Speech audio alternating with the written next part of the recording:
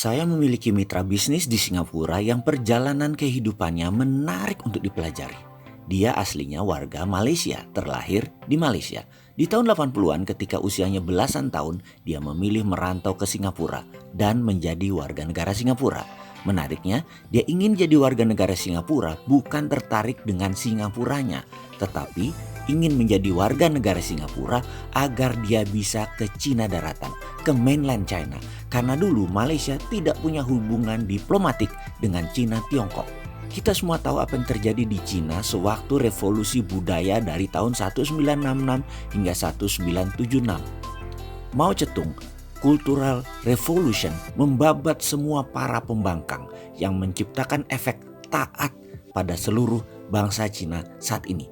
Takut dengan PKC, Partai Komunis Cina.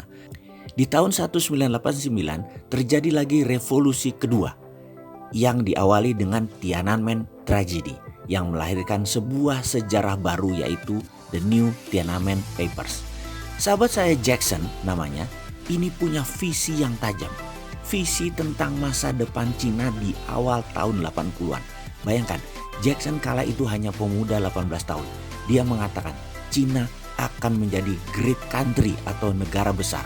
Gila gak tuh? Bagaimana dia bisa memiliki pandangan segitu jauh? Itulah salah satu ilmu laduni miliknya yang ternyata saya jadi paham di kemudian hari tentang ilmunya yang diajarinya kepada saya.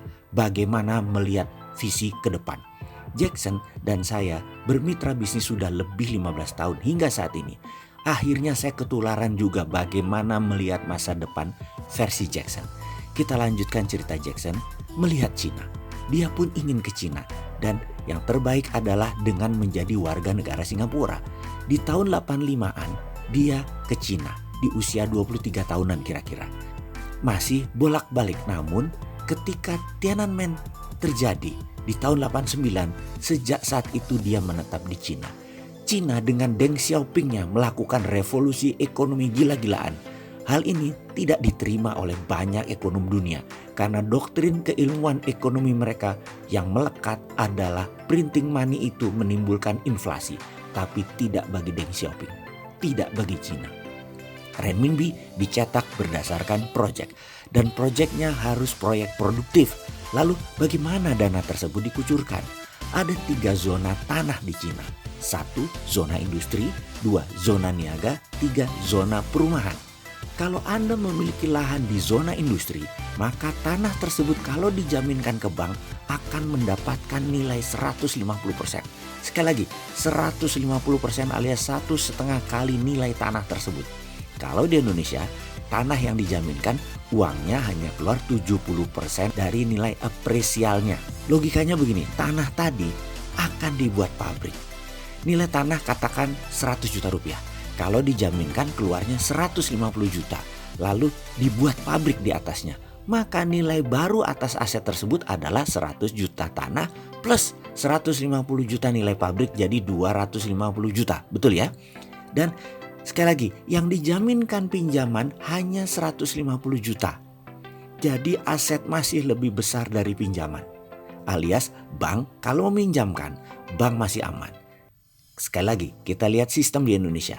Tanah yang 100 juta tadi keluar uang pinjamannya hanya 70 juta, 70% saja. Lalu karena nilai pabriknya 150 juta, maka yang 80 juta pemiliknya menyetor uang lagi.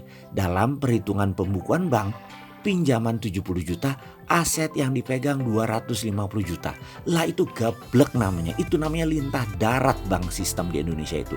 Karena itu saya selalu mengatakan, bank di Indonesia dan orang bank itu, terutama bagian kredit adalah rentenir berdasi yang dilindungi oleh negara. Kembali ke Cina. Kalau tanah niaga, pinjamannya bisa keluar 130% atau 1,3 kali. Kalau perumahan, 1:1 alias 100%. Disinilah Jackson membangun pabrik besar di Cina. Selama 20 tahun Jackson membangun banyak pabrik untuk dikirim ke Amerika produknya. Dan pada tahun 2010 Jackson menjual seluruh asetnya yang di Cina tersebut dan membawa balik ke Singapura dengan nilai 1,5 billion Singapura dolar. Kira-kira dia pensiun sekarang, dia hanya jadi angel investor. Sekali lagi, dia saat ini hanya menjadi investor. Salah satunya invest dan bermitra dengan saya. Jadi ke depan bagaimana? Ada baiknya Indonesia meniru sistem Cina. Printing money berbasis proyek dan proyeknya bisa meminjam hingga 150% dari nilai jaminan, dari nilai aset. Sekali lagi, mudah-mudahan faham ya para pejabat di Indonesia ini. Kalau faham dan dipraktekkan, Indonesia tahun 2030 pasti menjadi negara besar.